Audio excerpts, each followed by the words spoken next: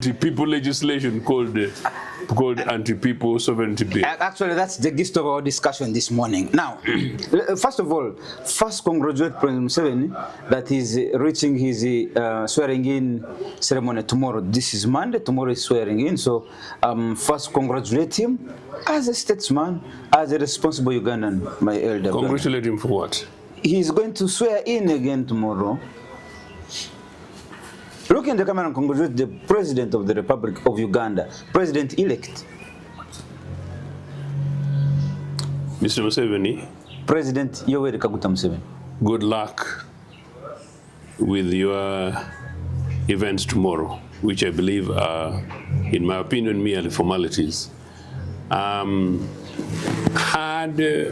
the January elections, the day after the elections, results were declared, other candidates came in to congratulate Mr. Museveni. His Excellency. And Mr. Museveni came out and with humility said, I thank the people of the Republic of Uganda for having given me confidence to and having given him the mandate to renew his mandate. Given the mandate. Yes, yes, yes. And had that happened and it was open and transparent and no itches, there's no reason why I would not congratulate him. That did not happen. I think for me to do so would be a betrayal of my conscience. But you opposition people also leave us alone. I'm not opposition people. What are you? You are a member of UPC. I am the should-be president of Uganda People's Congress. An opposition party. The oldest political party in this country. An opposition party, because you're not in power. So why I'm saying you leave us alone is this. Is this one. We have evidence that President Museveni won. That's what we have. You and who? The country has evidence that Museveni won. You were saying that he did not win. You give us evidence so that we agree with you. The Spy Uganda, the Spy Television, with your speaker, Andrew Rumba Katsabe. Comrade Joseph Ochieno, 2 weeks away from your brother. Yeah. Hey. What happened? I am also asking you. But I'm sorry, my apologies. You've been too busy. Don't dump me, man. Pan-Africanists don't dump Africans. Don't dump their brethren. You know, I'm getting into so many things, and all of them are necessary. And you don't delegate to some of us. I do delegate, but there are things that they need you physically. Like now, after here, where you're rushing? The trips I'm rushing to Kenya. Okay. Kenya is organizing Africa Liberation Day, and so they need my participation. But nevertheless, my elder, my apologies for being lost from your face for 2 weeks. What has happened in my absence? Tell me something. Museveni has given credit to UPC. How? Museveni? How? That from independence in 1962, turns out he claims, I don't know how much truth that one is, that in 1962 they had problems with the Obote, but Obote, they decided to work with the Obote. Bazo Bataringai of DP joined UPC, of course. Museveni was DP at the time. But that Obote did so much that by 1969 Uganda's economy was growing at 11% per annum. But that the imperialists got jealous, and decided to overthrow him. And to overthrow Obote, yes. So for the first time, Museveni So you're saying Museveni was disturbed that Obote was overthrown? It was overthrown, and then the economy was doing very well. His letter to his Bazukulu, of course, I don't know who his Bazukulu are, but you are one of them. I'm not a Muzukulu. Your brother. And I've got, well, he's a bit of my uncle, but yeah, and my children are definitely his Bazukulu, but it's not bad, but it's not bad. So yes, and that this guy is overthrew Obote was delivering for Africa, so for that reason, he doesn't trust these people.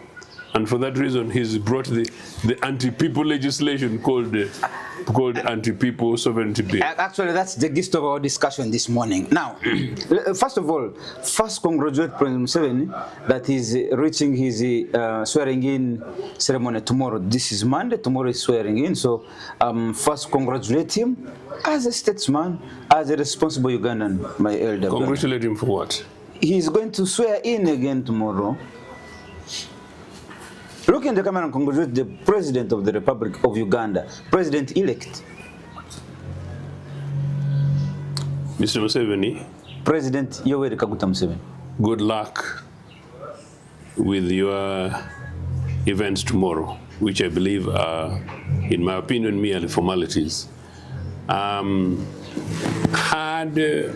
the January elections, the day after the elections, results were declared, other candidates came in to congratulate Mr. Museveni. His Excellency. And Mr. Museveni came out and with humility said, I thank the people of the Republic of Uganda for having given me confidence to and having given him the mandate to renew his mandate. Given the mandate. Yes, yes, yes. And had that happened and it was open and transparent and no itches, there's no reason why I would not congratulate him. That did not happen. I think for me to do so would be a betrayal of my conscience. But you opposition people also leave us alone. I'm not opposition people. What are you? You are a member of UPC. I am the should-be president of Uganda People's Congress. An opposition party. The oldest political party in this country. Yes, an opposition party, because you're not in power. So why I'm saying you leave us alone is this. Is this one. We have evidence that President Museveni won. That's what we have. You and who? The country has evidence that Museveni won. You were saying that he did not win. You give us evidence so that we agree with you. Are you saying I'm not part of the country? You are. You're beginning to deny me. No, but now, are you saying I'm a why I'm telling you to leave us alone? You say this is a wrong option, but you don't have a right option. You say, don't take this route. This route is bad. Okay, where is the good one? You are saying he's not legitimate leader. He was not elected fair. Okay, give us the results that show the contrary. January 1986, he came in by force. We have left that history. Look, Joseph Ochieno, what's wrong with you? That history is long gone. 40 years later, you're still bringing the... He was voted... I'll give you a context. On 15th of January. I'll give you a context. I'll give you a context. You're now quoting things of 40 years ago.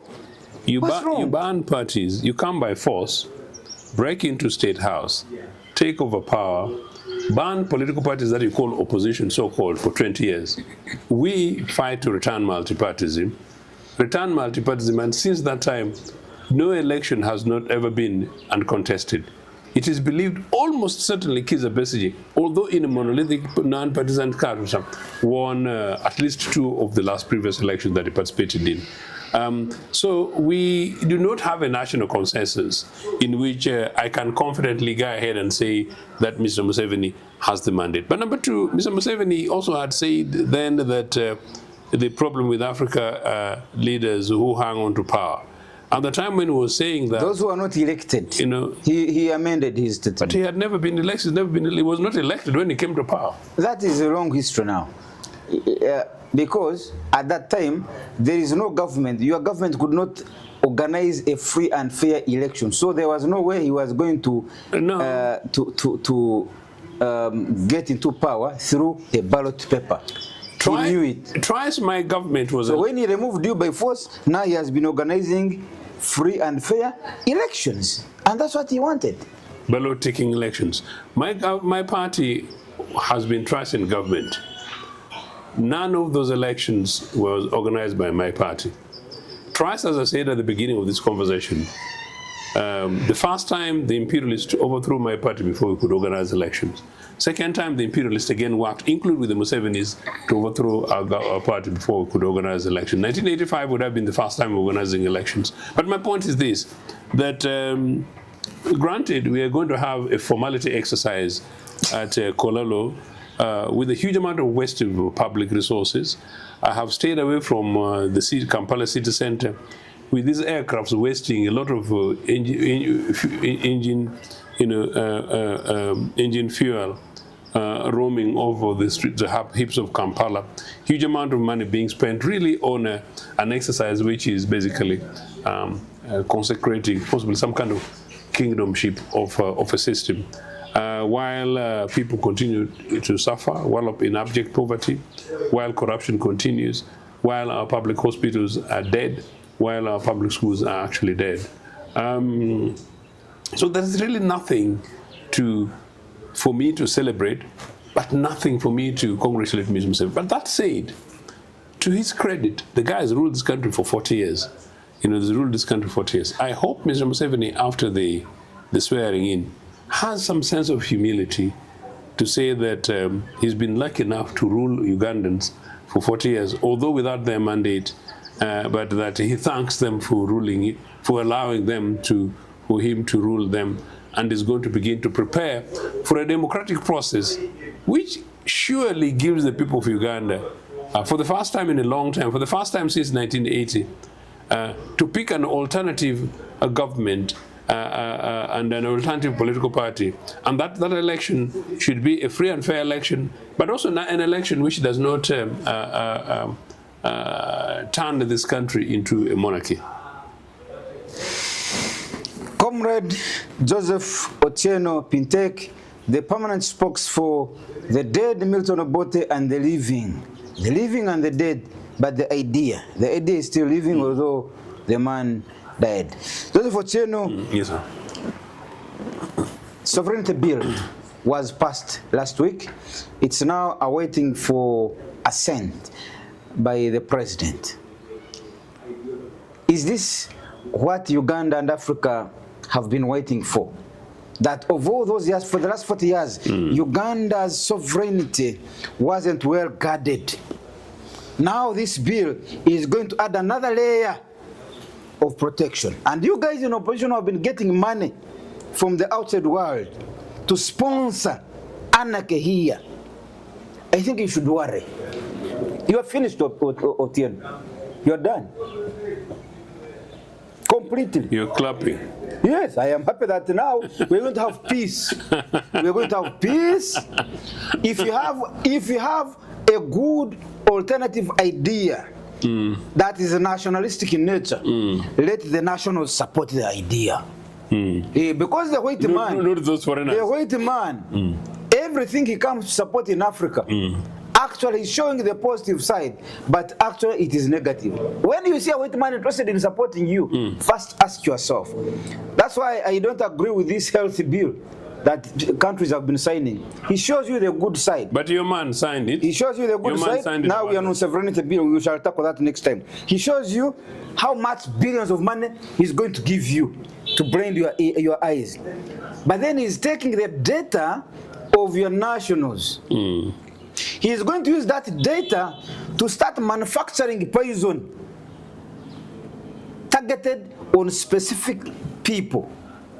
Yeah. If I want now to control birth rate in Karamoja, that Karamojong in my statistics are producing a lot, he can produce an antidote for that will look out for a Karamojong wherever you are, by the way. Not necessarily that you're in Karamoja, no. Even if you're in Itoro but you're Karamojong, and you take that antidote, it will control you. If he realizes that Batoro are producing a lot, he will create an antidote for that. If he wants to kill you silently for the next 10 years, you die of poison silently, he will create an antidote for that. So the data that you are giving this Bill Gates and so on, this Trump madman, is the data that is going to help them to create biological warfare. Is it true Mr. Museveni signed that? The Kampala regime on your behalf? I have forgotten. I will ask. But let's deal with the sovereignty bill. You are done. Is Libya amongst the white countries? Libya? No, it's African country. Libya is African country. So them supporting NRA bandits in the bush was okay, yeah? The law does not work in retrospection. No. They have seen the dangers. I'm just asking. Yes. I'm talking hypocrisy. Okay. Hypocrisy? Yes. So Libya supports you. You use Banyarwanda. And Sana Abacha. You remember the richest man in Nigeria? Yeah. Libya supports. Actually, Sana Abacha, his money used to pass through the Prince of Toro. This Bagaya. That's why Bagaya is a very good friend to the president. Chief Abiola. Chief Abiola. Chief Abiola actually is the one who had to talk about. Abiola actually not, not about, yes. Not Son Abacha, but Chief Abiola. He's the man who used to pass through the queen, this princess. She funded through. Allegedly, so much should Abiola, Gaddafi. Then we have Banyarwanda busy breaking the necks of Ugandans here in Luwero. Nyerere, neither here nor there. The William Pikes gossiping from Luwero. Who is this one who teaches us sovereignty? Your president. He's not my president. He is your president. He's Mr. Museveni rules Uganda. He's a good guy, by the way. He's a good elder. Very good. Ochieno, it's my first time to hear you saying Museveni is a good guy, by the way. I've never heard that. Because they say that after swearing he'll retire. Then I'll invite him for tea in Nagongera. But look, do you know how much Ugandan government gets from these white people? To sustain themselves as a national budget. Do you know how much per annum? Do you know how much the Ugandan authorities, the NRA authorities, have got from the Western powers in the last 40 years? What hypocrisy. So, I genuinely hope that Mr. Museveni reviews his conscience and determines that it will not be in the interest of this country, in the interest of the citizens, and in the interest of our economy, including his legacy, to assent to that anti-sovereignty legislation. So I hope he declines to assent to it. To the extent that the governor of the central bank says this is a bad deal. And to the extent that he does it with the governor, he comes up with a bill, an economic bill, an economic proposal for which the guy does not have any considerations about the economic impact of you direct him. Of a legislation a legislation that would impact on the economy of our country. Tell us that this is shambles. It was a speedily drawn-up thing done for Mr. Museveni and some of his own people. That was quite clearly the case that it was an agenda that had got no interest in our people. But also, the fact that the legislators who passed this bill may have been sweetened up by NRA. That is corruption, and that is theft, and that is illegal. And then, that these were the same legislators passed this bill last week, but their term ends next week. So meaning, the people who passed, 80% of the people who passed this bill were already rejected. Were rejects by the citizens of this country. But even those that are coming back, they had only a few days to end this mandate. Precisely. Completely unacceptable. Level of consultation. I told you, I think, in a similar program that I wrote to the clerk to ask to appear in the committee to give my submissions. Until tomorrow, I've never got a reply. Then you wonder who were. The voices were very clear for some of the communities, I think, including your Toro leaders, the voices from religious leaders, civil society organizations, to say that, well, this is an illegitimate, but I mean rather an unnecessary piece of legislation. We have already existing legislative provisions to deal with and to cater for any threat that would otherwise emerge. Finally, of course, then Mr. Museveni comes and says that, look, you know, the bill that was being discussed was not the same as the one that he discussed and he saw and asked these people to go and pass. So I think, as I said before, this is a country being ruled by people where the mouth has got no clue what the ear thinks and hears. This one and this one are not as bad. And the eyes are completely not in tune with anything that the brain says. So the eye is not able to communicate to the brain what it sees. The eye does not communicate to the brain? Oh no, it's very, very sick. The ear and the mouth are not communicating. Very, very sick, very, very sick. Every part on its own. And terrible situation. But finally, I think also one of the things about this is impunity.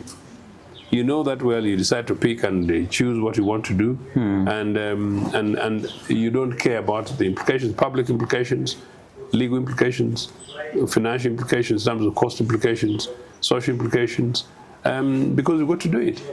Granted, it has been suggested that some of the people who are being targeted may be opposition, and in this case opposition, almost certainly, allegedly Robert Chagulanyi, as it were, and some of the guys in civil society organizations.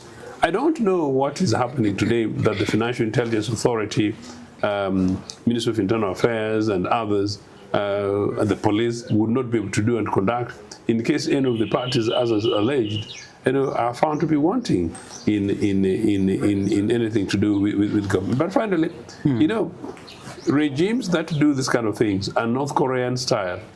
Democratic nation states really don't have to worry. But finally, okay, finally. You're a Pan-Africanist.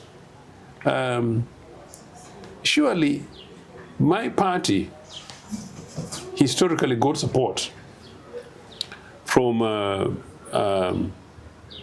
the German foundation, Friedrich Ebert Foundation, because these are center-left political organizations, these are foundations. UPC supported the ANC massively with lots of money. ZANU-PF was helped and supported by ourselves. What if tomorrow, for argument's sake, the Communist Party of China decides that they want to support, a center-left, socially leaning political organizations, you must go and declare like UPC and OUS. You go and declare. No, but my point is, and then you become a foreign agent. If you declare, the minister allows you, clears you, that money will be received by you, but in the open, and they will even know the activities, because I think the money will be tagged against what is it coming to do, an activity, and they will be monitoring the activity. In other words, they don't want you to receive money and then you go to the bush to fight government. They want you to receive that money, go and look for orphans in a school and pay for them fees. Why don't they want me to go to the bush when for them they perfected the bush? That era ended, Mr. Ochieno. Okay. But anyway, so that era ended. I'm told, okay, that era ended, now we want to be able to support schools. Look, if you want to restrict people, at least use your national budgets to invest in schools. Use our national budgets to make sure that we don't have street kids in Kampala. Use our national budgets to make sure that we don't have old people begging in the streets of Kampala. Use our national budgets to make sure that you don't give dubious people in Atiak. Use our national budget to make sure that you support organizations that push for Pan-Africanism, like your own and others. Like do that, and then enable African peoples. You will not have issues. At the next election, after the results are declared, I'll come to congratulate you. And in fact, when as a president, I'll possibly concede. But last thing about bill and this swearing in thing, I think it's urgent that one of the things we need to do is to change the constitution, and one of that is also to make sure that when elections take place, you don't spend 5 months with the political rejects holding parliament hostage, nor do you even hold the presidency hostage for 5 years, from 5 months. So now really from January to date, people have been dancing and calling Museveni every heavenly name, including Deputy Jesus, because they want positions. I think when elections takes place, government should be formed almost immediately. Number two, okay, you want to amend the constitution? Yes.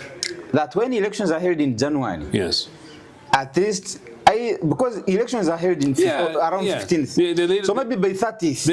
That is even too long. Or if it is late February, at least by end of February. No, I think the elected leader should be sworn in within 72 hours. No, the president needs time to. I am suggesting this to you to do what? Create his cabinet. He thinks through. To think, no, Mr. Ochieno, that's not correct. You're a Pan-Africanist, and I don't know whether you see what happens around the world. A political party worth of a name, should, by the time you really commit your manifesto with a leadership like Ochieno, you have an idea who's in your team. Okay. You go through the election campaigns, you see who's after all, you are working with a team, even in campaigning. Precisely. Yeah, if it's a football team, you already have 11 players Precisely. and the reserves. Yes. They call them reserves, isn't it? Yes. So you already know. Yes, indeed. And in any case, you don't, when you form a government, after the swearing in, you don't have to form a complete government by that day. You can form a government over, say, a week's period. It could even be 2. You can leave some positions as you consult and discuss. But really, swearing in of a president should take place within 72 hours after the elections. Obote got elected on the 12th. The election results were on the 12th, and on the 15th he was sworn in as president. You know what? It actually genuinely creates more stability, but also wastage of resources and abuse of resources. And then finally linked to that, you know, it also helps to make sure that when we're doing election campaigning, it's about politics of issues.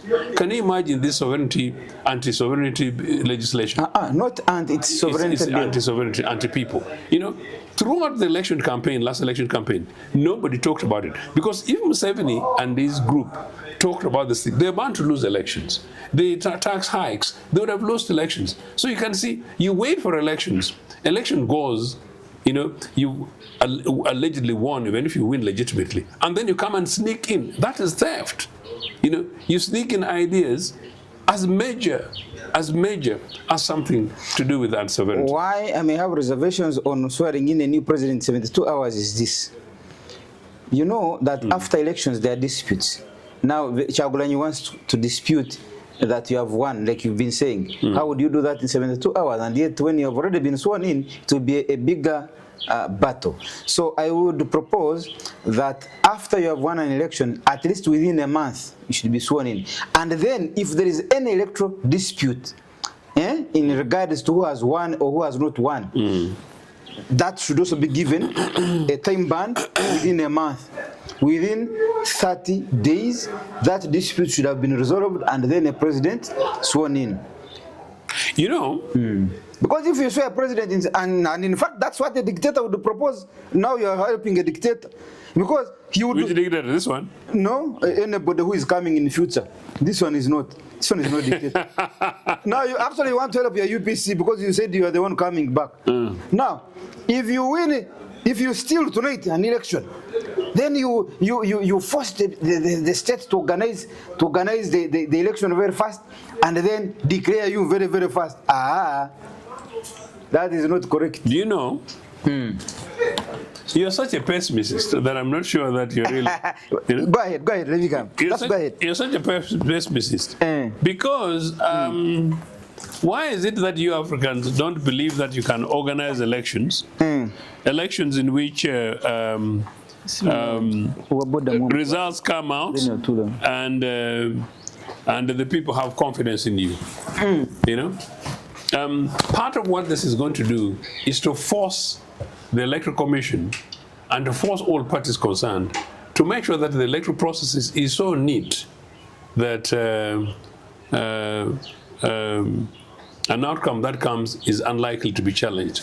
I am spoiled by the imperialist labor, and I'm saying imperialist. I said imperialist because a number of Pan-Africanists around here town, but the Labour Party is my sister party, so, you know, and then the Labour Party supported the forming of the Uganda National Congress. And the Labour Party, British Labour Party, was absolutely anti-slavery, generally, in the majority of the members, and as a matter of policy, was substantially anti-apartheid, and the Labour Party was substantially for releasing the colonies, meaning that we should gain our independence as a matter of record. So they, you know, from a religious perspective, they're friends. So in Britain, elections take place on a Thursday, you know? The following morning, you know who the prime minister who's won elections? Because they don't steal. They cannot rig an election. You can't compare that with Africa here, Uganda. You see? That is the point I'm trying to tell you. I'm saying, if these people are able to hold elections on a Friday, on Thursday, yeah? And in fact, 1997 was the best elections that I remember, that ushered in Labour after a long time. I was very much actively involved. I was coming from Jeremy Corbyn's constituency about 10:30 at night, and I was in the train, and as I was just getting out of the train, you know, because I was obviously putting on my labor badges and things like that. One of the senior guys who would have been some of from the senior Labour Party, and I didn't know the guy. The guy came to me and whispered to me, I think you've got it. Yeah. Immediately. Yes. Meaning, of course, you've got ability to follow constituency by constituency. You see trends, and you add the numbers, and it's almost clear, you know. I've also told your program, it may not be a change of conversation, but it's important, that I was a branch secretary in the Labour Party. Of UK? Yes. I was a branch chairman. I was a constituency delegate. So you left Uganda, you went to UK and started participating in their politics, when actually you've run from Uganda because of politics. That is absolutely, yeah, and because you went there to confuse them again. I ran away from the terrible NRA politics that had banned the politics. Then you went there and started participating there. Because that was another way of healing. Because I'm a political animal. From day one at school, I was elected. Class monitor. Haven't I boasted to you about that? Yeah. So me, I'm very. You finished so NRA came to block my mouth, so you can see that. So you were explaining that you were a leader. So in the yes, finish that point. So from constituency to up to the regional party officials. At every stage of elections, you know? In the UK? Yeah, in the UK. And at every stage of party meetings, things like that. You don't see people wanting to fiddle with numbers, you know, or fiddle with figures, fiddle with outcomes, and fiddle with the constitution of the party and the rules of the game. That's why I say this to Jim McKenna and others. How dare you directly go ahead and want to breach the UPC constitution? How?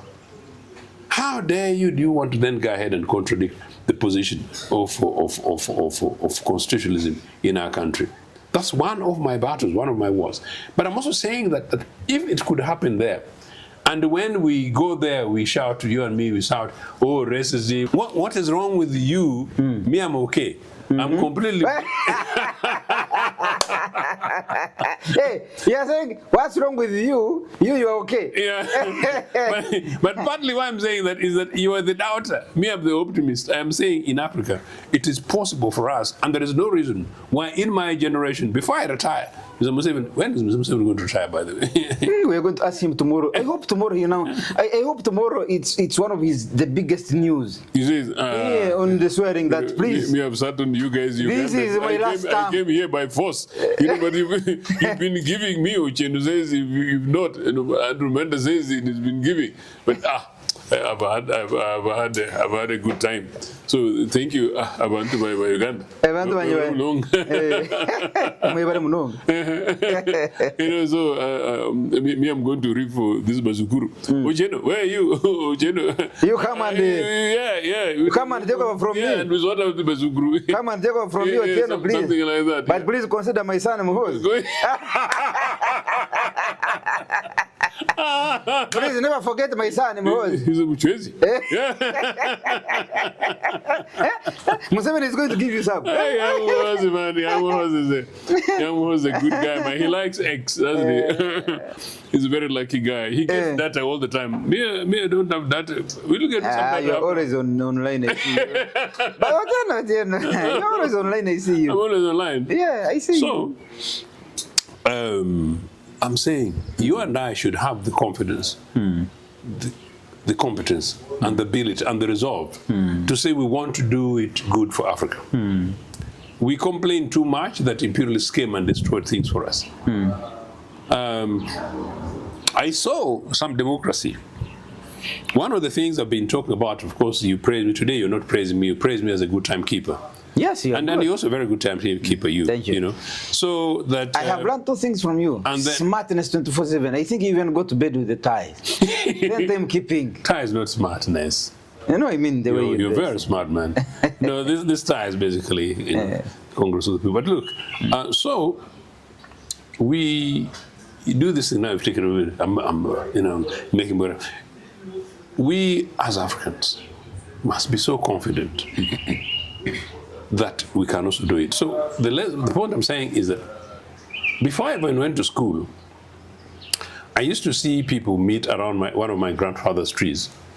But number two, my uncle was a Mutaka chief. And then another uncle, neighboring village, was a Mluka chief. Mluka chief. Yes.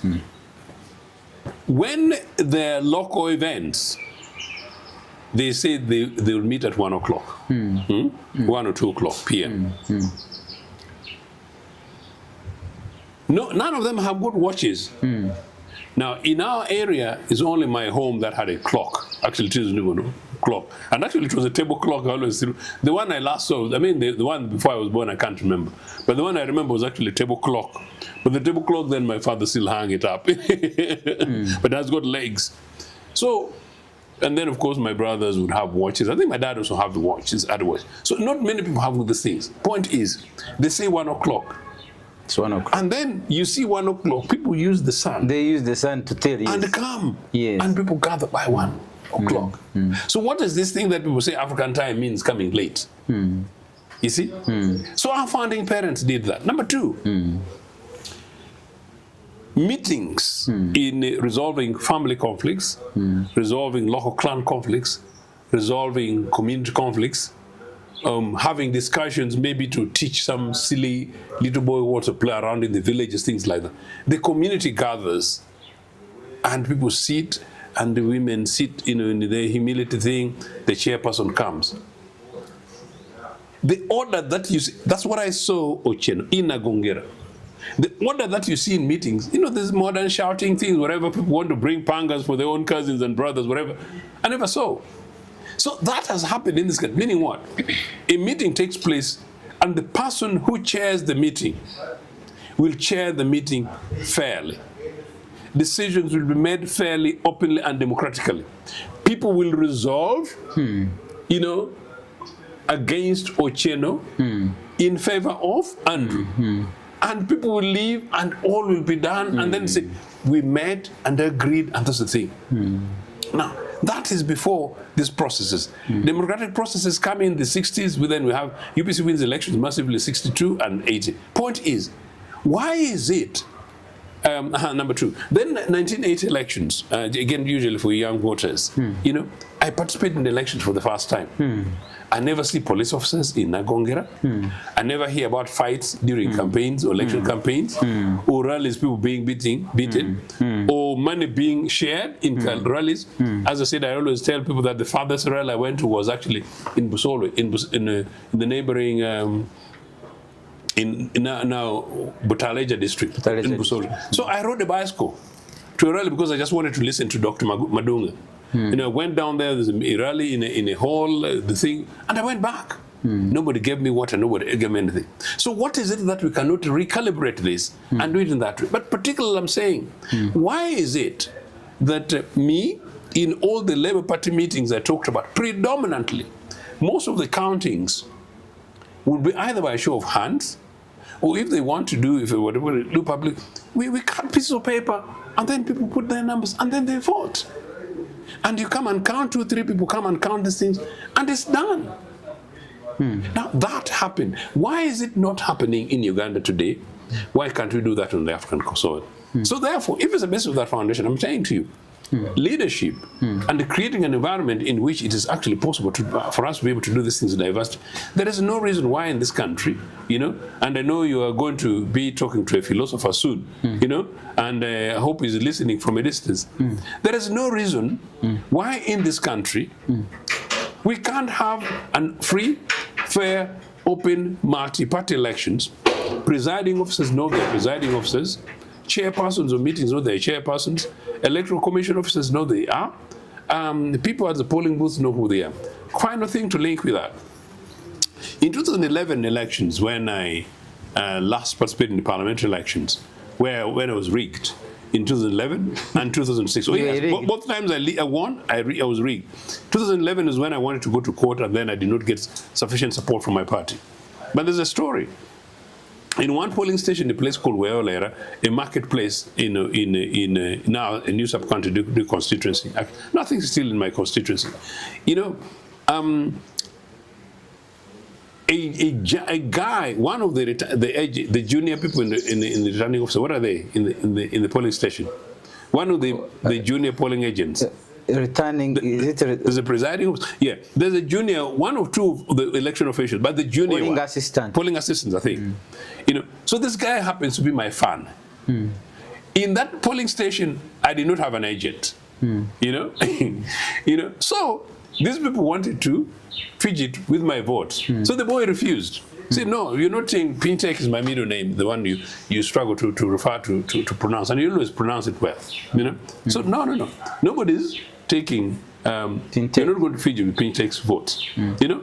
So he said that people thought, these guys thought he was joking. So he insisted. He said, no, it's not going to happen. So they said they were going to give him 70,000 shillings, I think. He refused. Then they said they were going to give him 90,000 shillings. He refused, and it was serious. So then this guy said, okay, they should call his older brother, you know. So they called his older brother, you know, and this older brother called him, to talk to him. Soften him. Yeah, and then it was, but you also, you know, they want to give you money. What does Pintek give you? I'm saying the guy called the market, you know, a polling station. He refused. So then after that they said give him 120, 110. He still refused. These guys gave up. Do you know what? It's one of the few polling stations in the sub-country that I won. Now that is an initiative by a young polling agent who subdued these people, refused the money, and said they're not going to happen. So it is actually possible for us to do these things. So, Andrew, if we're able to do these things, there's no reason why we don't organize elections. Now you see what's going on. And NRA by-elections, rather NRA internal elections, primaries, people are drawing guns, billions of shillings. We are killing Africa as a Pan-African unless we're able to sort out these things at the stages. You know, some of these other things. We're not good. China is going to rule, Russia is going to rule us, and Trump is going to rule us, and France is going to rule us. I don't know when we shall stop. UK is going to rule us. Yeah. So now, my elder, the president is swearing tomorrow to take up a month again up to 2031. What would you like President Museveni to vigorously focus on in his next term, if you were to advise him? I don't know whether there's anything I can expect Mr. Museveni to do after 40 years of disaster, really. So, you know, sometimes the NRA guys meet me, and some of them are good people. These guys in NRA are good people, like all Ugandans. So they say, oh, Mr. Ochieno, you're very clever. I know you're a very good friend to which Paula. You're very clever. You're very clever. Which and more senior, you know. You know, why don't you join NRA so that your ideas are translated to government? To reality. Yes, then I told one NRA person recently, Bambi, but how many people have been joining NRA in the last 40 years? So very brilliant people. What have they done? So in others, there's very little advice I can give these guys that they can translate into practice. Mr. Museveni came with an agenda, has his own agenda. I don't think it's going to change. And the agenda is basically to polarize Uganda, to impoverish the people so that they're able to control it, and maybe after 50 years the Bacheze Empire will be complete, as they said, you know. There is a project called Bacheze Empire. There was a thing that happened. They called it the Basita clan thing in 1992. I was in exile at the time, and we thought it was a fake news, but the thing happens to be sort of a true thing which has never been dismissed. So I'm not aware of it. 50-year thing is going to be real. Of course, after this one, Museveni is going to rule for 46 years. Even if he stopped today, it is very, four is very close to 5. So they've done 50 years. So to their credit. No, Mr. Museveni is not going to do anything on democracy because he's brutally ruled this country for 40 years. Mr. Museveni is not going to do anything on infrastructure. He killed our rail networks, he killed our airlines, he killed our bus transportation networks. So he's not going to do that. He's not going to invest in housing, because the public sector housing that he found that UPC built for this country killed them. He's not going to do anything on banking, because the banks that we had opened up, Uganda Commercial Bank, the Cooperative Bank, the Uganda Development Bank, all those ones, he sold them. He's not going to do anything on agriculture because Busitama, for example, is a National Agricultural College. It became a swamp before, in a forest before it's now a university of some sort. So I don't know. He came and found a flourishing economy and is now turned into a pocket corruption economy, you know. And so there is not much that I can expect Mr. Museveni to do. So, so you have no advice for him, because there was, I was thinking that you. The only advice I want to give him is that 40 years is a long time, and so you should be kind to Ugandans. Sympathize with us and say, well, I've had the privilege, I've ruled you guys for a very long time. Myself, my wife, my family, all of them have had high-level positions in government. Let me return this privilege to the people of Uganda so that some average Ugandan can pick up this thing and run with taking it forward. I promise him that in the event that the post-him government is a UPC, in as long as I'm alive, I will not witch hunt him. And I will not witch hunt anybody in any. I'll seek to reconcile ourselves. But beyond that, I think that what Mr. Museveni can do is to say that, look, you know, I'm now an old man. I'm going to be ruling for 46 years, God willing, if he allows me to make 46 years. After that, I want to return to Rachitura, and after I return to Rachitura, I told the Andrews that I'm a Pan-Africanist. Pan-Africanists don't push family rules, so we don't have a Bachwezi thing, but we have the Union of African States. So nobody in my family is going to interfere with whatever you guys do. We already made a lot of money. You can pick young people like Andrew Rumba and make them leaders of this country, and you'll find us in Rashtura advising you. Comrade Joseph Pintek Ochieno, in a few minutes, I want us to talk about the continued xenophobia in South Africa. It has continued. Last time we had a very good debate where you actually taught me something. The contribution and the participation of Milton Obote that actually led to his overthrow, because when he was championing South Africa's anti-apartheid agenda in Singapore, somebody stood and said, some of you are here agitating for South Africa's independence from apartheid, but some of you may not even go back to your respective countries. And they were indirectly speaking to Milton Obote. And indeed, few minutes later, he was informed that please don't go back to Uganda. Your commander, that is Amin, has taken over. So Obote could have lost power because of a big brother syndrome fighting for South Africa. Not could have, he did. Okay. Now, the latest now is when this xenophobic attack is not even about to reduce. It is simply multiplying. But I see South African government led by Ramaphosa is quiet about it, Otieno. What are you seeing? I have not, apart from Julius Malema speaking against it, the government of South Africa is quiet. Ramaphosa is quiet. Comrade Cyril Ramaphosa, I am speaking to you directly. Very good. I like that. You have even changed your... You have been speaking to me like this. You're a fantastic guy. Now you have turned your camera. Okay, fine. You inspired me, you inspired many of us. In the late 80s and the early 90s. And remember those beards of yours of a young, very serious lawyer. The way you spoke and supported the campaigns around the National Union of Mine Workers in South Africa. The way you plus many others articulated the challenges facing our peoples in that country. At the peak of that, Comrade Thabo Mbeki was leading the international wing of the African National Congress. You know that certainly for UPC, you had an open door policy to meet our leaders wherever it was. And certainly in London, it was a matter of coming in. Some of the others I will not say because I wrote to you in the early 90s, I will not go into it. Comrade Cyril, there is no xenophobia taking place in South Africa. There is a young white man in South Africa that I saw in a clip, and I agree with him. There is Afrophobia in South Africa. Black against black. There is Afrophobia in South Africa.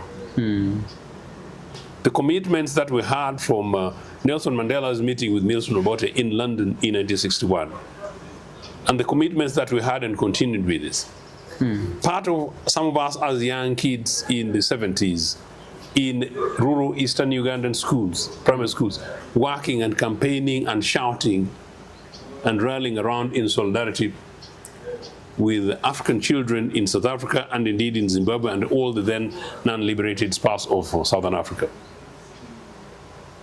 That was really a solidarity about African peoples. Comrade Cyril, after this program, I'm going to be meeting with other friends from the Pan-African chapters, including in Kenya and other places, having conversations about African identity.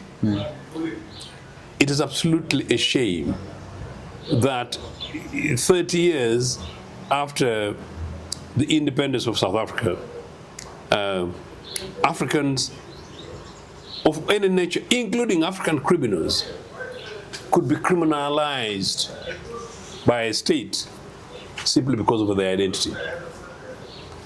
If there is any African in South Africa, whether one by descent from Soweto, one by descent from Limpopo, one by descent, in this case from Zimbabwe, and they did anything wrong, take them through the due process.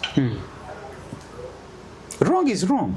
Take them through the due process and I'll support which nationality. In any case, I know the late Auntie Winnie did not agree with elements of the Truth and Reconciliation Commission of South Africa. And we know, and you know, some of us, even from a distance, also have an idea.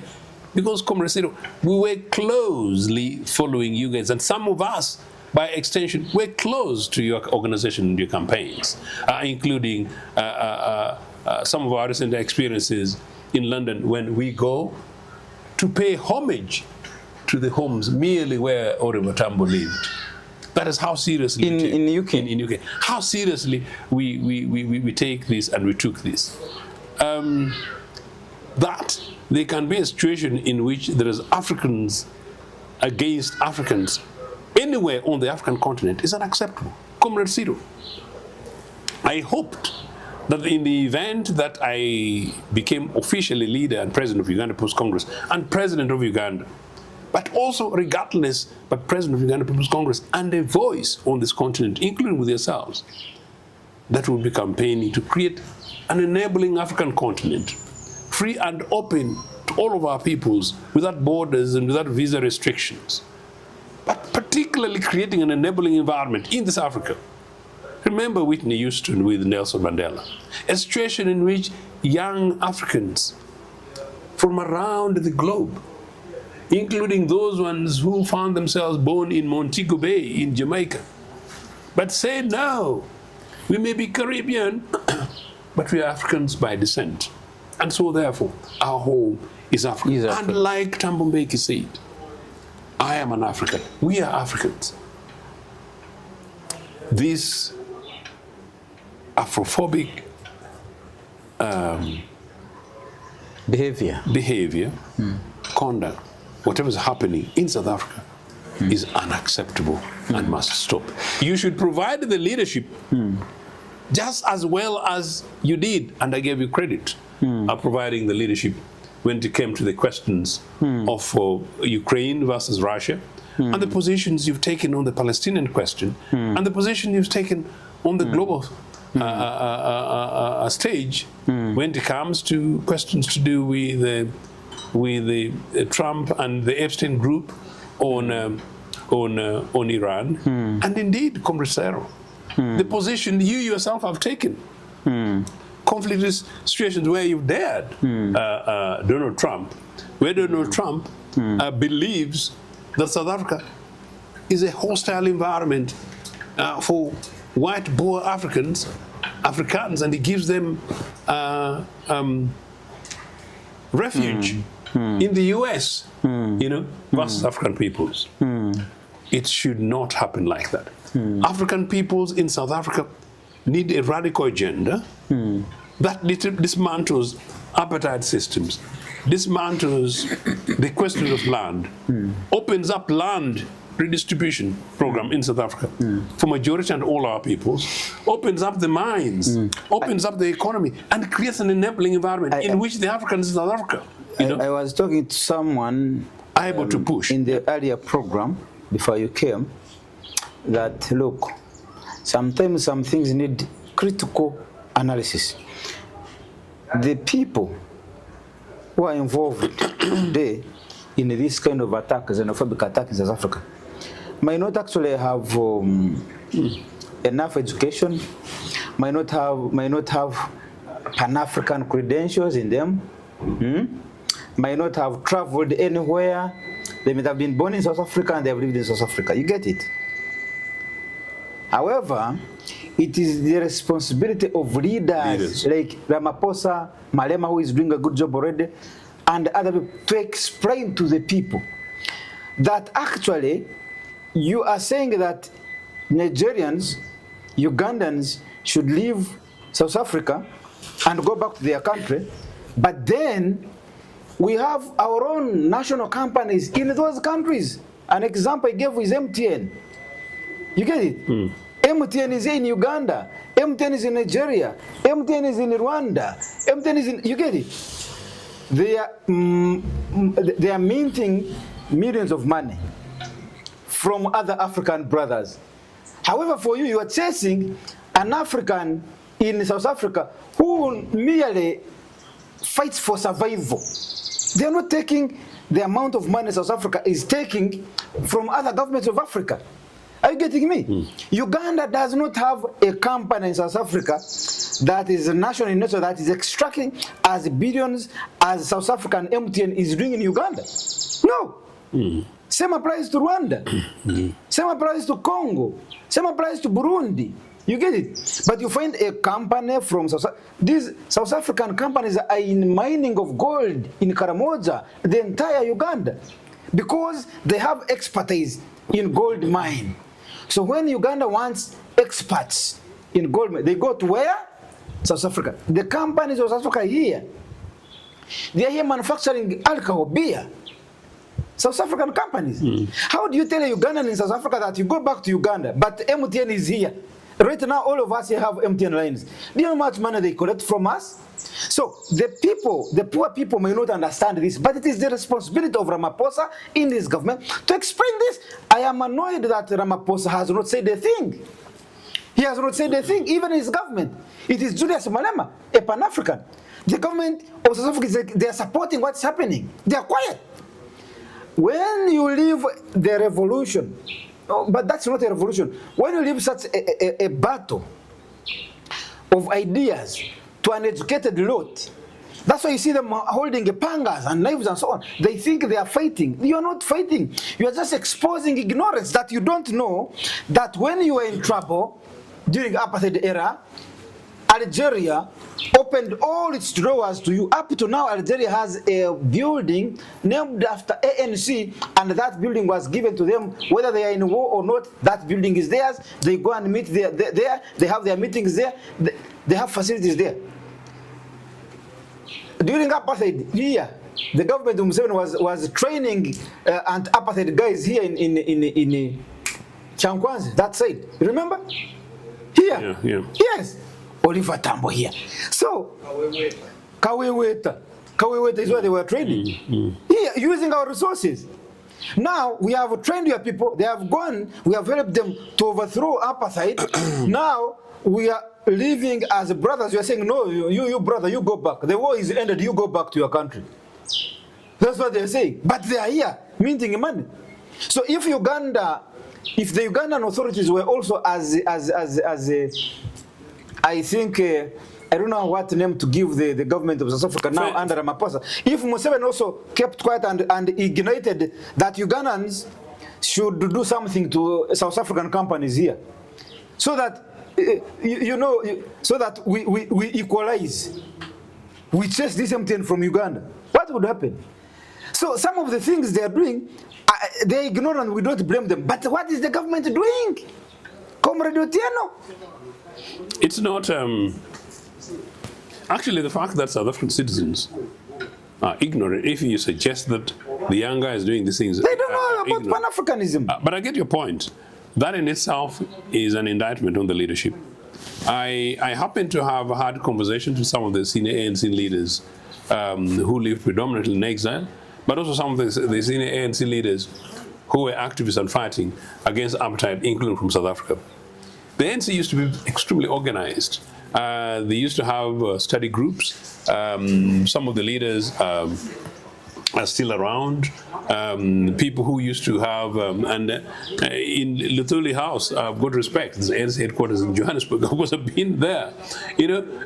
Some of the stories that some of the leaders were telling me, how these guys used to read books by competition, have you read 5 books in a period of time, which books, things like that, appreciating global polity. And at the time, as I said, granted, there was no internet. When Milton Obote died, I was head of delegation to repatriate his remains from South Africa.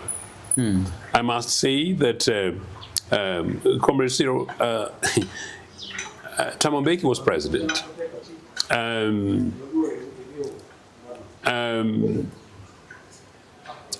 I was in South Africa.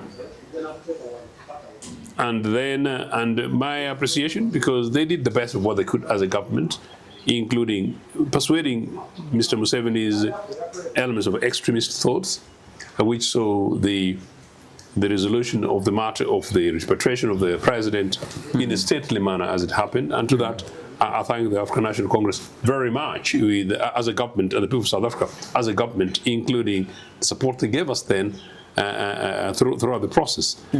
And discussing now the life of Milton Obote. And so when I linked the life of Milton Obote, the story I was telling the other day, Kenneth Kaunda, Julius Nyerere, and Oliver Tambo, and I must say I have not mentioned Sam Nuoma, who, although was not part of this. Remember, Namibia was part of apartheid South Africa, controlled. But Sam Nuoma, good friend of old Milton, that group, this is a group of guys. Young South Africans need to know this. And for some of us, sometimes it hurts. Because we know how much we are struggling today and how much our leaders made sure that they softened up this. But anyway, so after the program, the director and the editor of the program. This lady, obviously, when they received me, they didn't know who you were. Partly who I was, but of course, but most importantly, they didn't know the depth of Milton Obote's contribution to their own country. South Africa. Yes. These guys, the back group, they were touched. And this young, fantastic, beautiful lady told me, wow. Granted, we didn't continue, we didn't keep in touch. And she had even promised she wanted to come to do business. That's what in Uganda. And I don't want to go too much details, but we didn't go. Maybe she found other networks. She found that I was not an founder, and maybe she's doing business in Uganda. So you're right. So point is, South Africans ought to know, as part of their history, a trajectory of their liberation struggles. Who's who? So these really should be curriculum items in South Africa. So maybe you're right, some of these guys don't know, but I think they should. But whatever the case, I think that something like this happens and the leadership of the ANC doesn't say anything. And yet I know some of the leaders, including some of the former leaders, who are very, very great African nationalists and Pan-Africanists. So basically, Shaman, as you rightly say, this thing sort of left to Julius Malema. But I like the way Julius Malema said one of the things that Luke said, you guys, you went to the streets, you demonstrated, you abused these guys, so how many jobs did you create? So as I said, South Africa needs to address, just like all of Africa, we need to address structural challenges, and Thabo Mbeki does this very massively, impressively when it comes to economic things. Dismantling of the global Bretton Woods institutions agenda. Part of these things about the BRICS progress, I hope it succeeds. That BRICS nations come in, they open up development, some of the progressive agenda in which we're able to open up African infrastructure, open up and integrate as a people, create opportunities, create jobs for our people, create jobs for education, inject resources in health, and create an enabling environment in which maybe, we enable dear Congo to become specialists in mining using some of the technologies that we got from South Africa and other places, so that maybe we have young South Africans going to do mining in Congo. But whatever the case, that as a continent, we're able to maximize the best of our capacities rather than to put ourselves apart. That's not my elder brother. Thank you so much for giving me the opportunity to speak to you. Thank you very much. Thank you so much, Comrade Joseph Ochieno Pintek, my elder brother here. Ochieno is the permanent spokes, whether dead or alive, for Milton Obote, the idea. And my name is Andy Rumba Katusabe. Thank you so much, my elder, for always giving me an opportunity to speak to you. Pleasure. Thank you, sir. Thank you so much.